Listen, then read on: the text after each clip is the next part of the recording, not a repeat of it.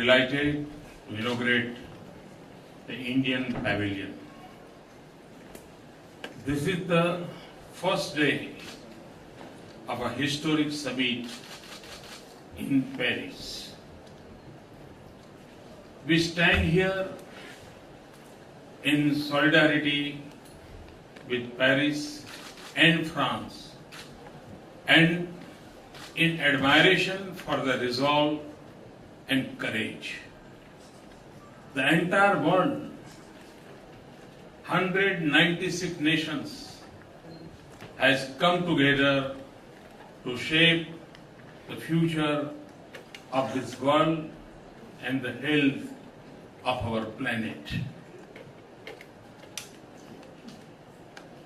One can say that Paris to protect planet. This summit is of a great significance to India's future too. This pavilion is a window to our heritage and our progress, our traditions and our technology, our aspirations and our achievements. India's new economic momentum is a subject of international attention and a source of global opportunity. Our progress will not just change the lives of 1/6 of humanity. It will also mean a more successful and prosperous world. Equally, the choices the world makes here will have an impact on our development. Climate change is a major global challenge, but climate change is not of our making. It is the result of a global warming that came from the prosperity and progress of an industrial age powered by fossil fuel. But we in India face its consequences today. We see it in the risk of our farmers, the changes in weather patterns, and the intensity of natural disasters. We are concerned about the rising oceans that will threaten our 7,500 kilometers of coastline and over 1,300 islands.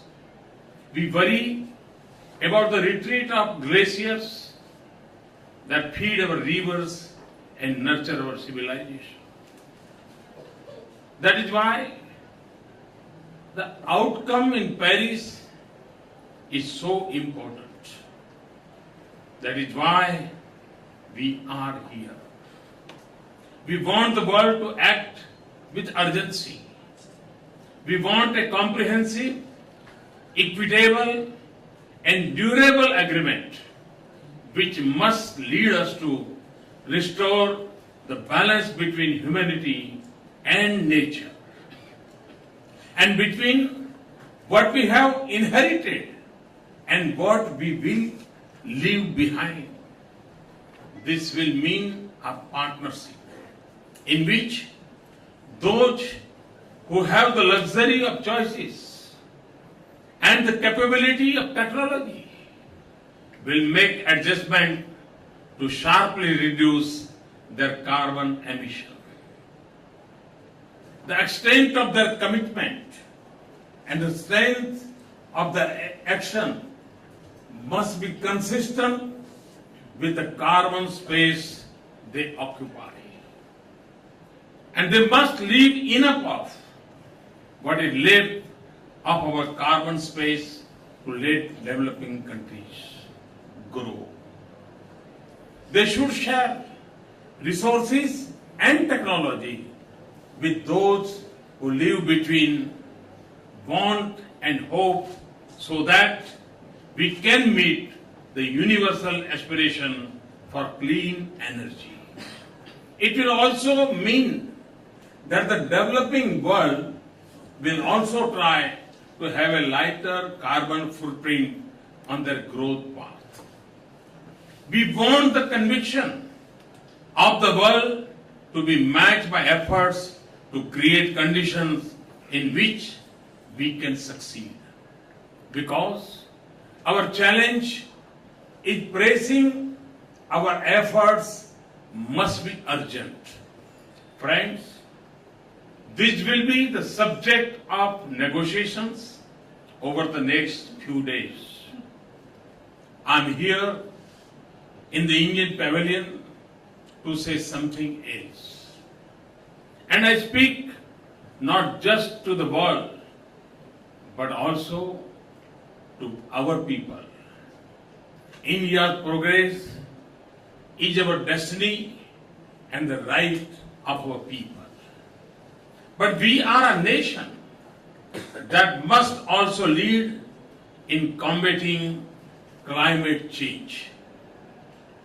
It stems from our obligation to give our people clean air, clean rivers, resilient farms, healthy habitats, and forests rich with life.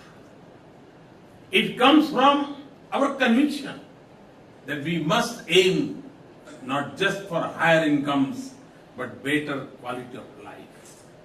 It comes from our commitment to the world. Above all, it arises from our timeless traditions and beliefs. The choices a people make are shaped by their culture and beliefs. In India, nature has always been treated as mother. Since ancient times, we have seen humanity as a part of nature, not superior to it. The divine has manifested in nature's diverse forms. We have always believed the nature does not exist for human race, but that we can't exist without nature. So, nature is meant to provide and nurture, not to exploit. When nature is in equilibrium, our lives and our world will be in balance. This is what we learn from Kshetrapati Sukta in Rig Veda.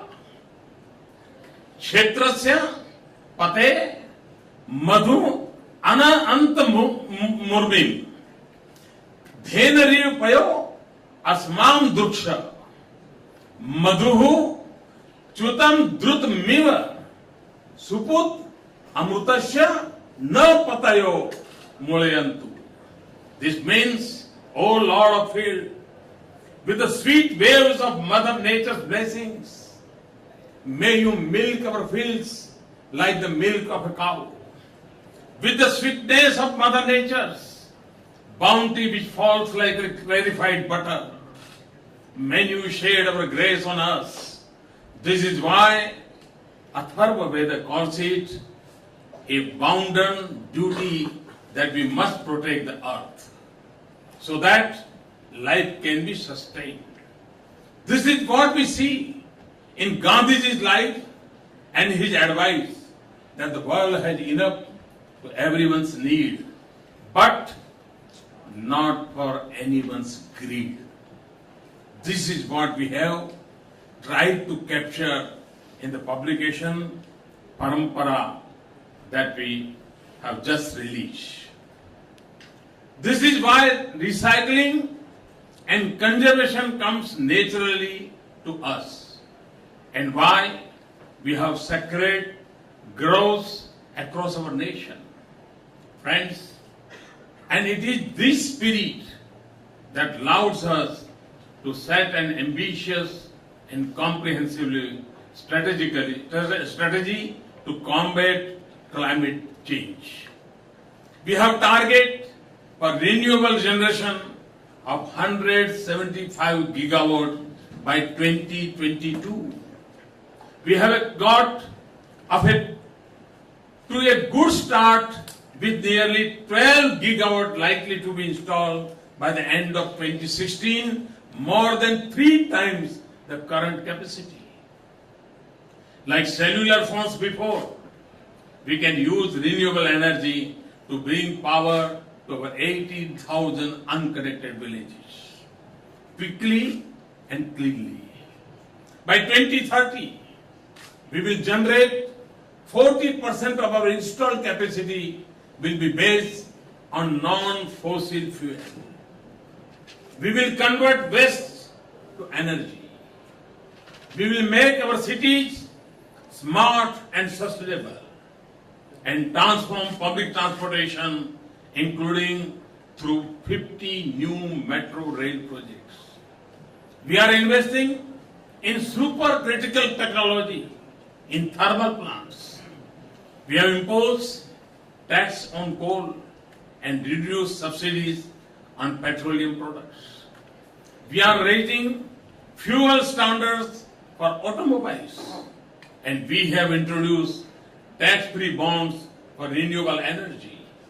We have a massive program to expand our forest cover to protect our biodiversity. In the past few months, millions of households have switched to LED bulbs, and we have plans to replace diesel by fuel cells to power the thousands of our telecom towers. Our vision of India is a global manufacturing hub, rests on the simple principle of a zero defect, zero effect production that is perfect and leaves no footprint on environment.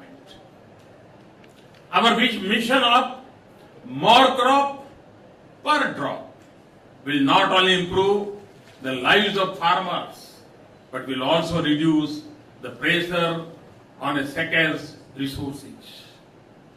And research and innovation in clean energy is a high priority. We want to make conventional energy like coal cleaner. We will make renewable energy cheaper and convenient to install even in our homes.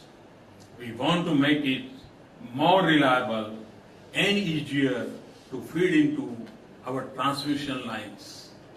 From governments to communities, there are countless examples of innovation and enterprise that are restoring the health of our environment. I have tried to capture some of these initiatives in my book, Convenient Action, which we shall present today. Friends, this is the voice of our people and the call of our nation and the consensus of our polity. India's leadership on environment has been the vision of Indian leaders and successive governments from Stockholm in 1975 to Copenhagen in 2009. We are raising our national effort to an entirely new level.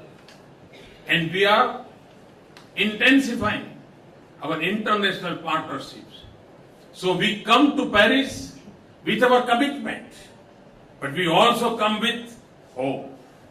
So we approach the negotiations under the UN Framework Convention on Climate Change in a spirit of partnership, which must be based on the principle of equity and common but differentiated responsibilities. Later today, I will join leaders from major developing world for an innovation summit, because I believe that innovation and technology hold the key to our collective success. President Hollande and I will also co-chair the launch of my long cherished dream of an international solar alliance to promote greater use of solar energy in the 121 solar rich nations, to call the world to look deep into the ancient wisdom of all our civilizations, cultures and religions. I had requested President Hollande to bring out a book of quotations from around the world. I am happy that we will release it today. And I will also call for a change in lifestyles so that we reduce the burden on our planet. The enduring success of our efforts will depend on the way we live and think. In conclusion, therefore, let me return to the theme that defines us in India, the spirit of partnership, the belief in oneness with the whole, that is nature. To the people of India and our friends in the world, I call you to live with the commitment of Loka Samasta Sukhina Bhavantu. The desire of well-being should include our planet, our nature, all countries, and the entire humanity. If our thinking is right, we will form a true global partnership of capabilities and needs that leads us to a low carbon age. Thank you very much. Thanks a lot.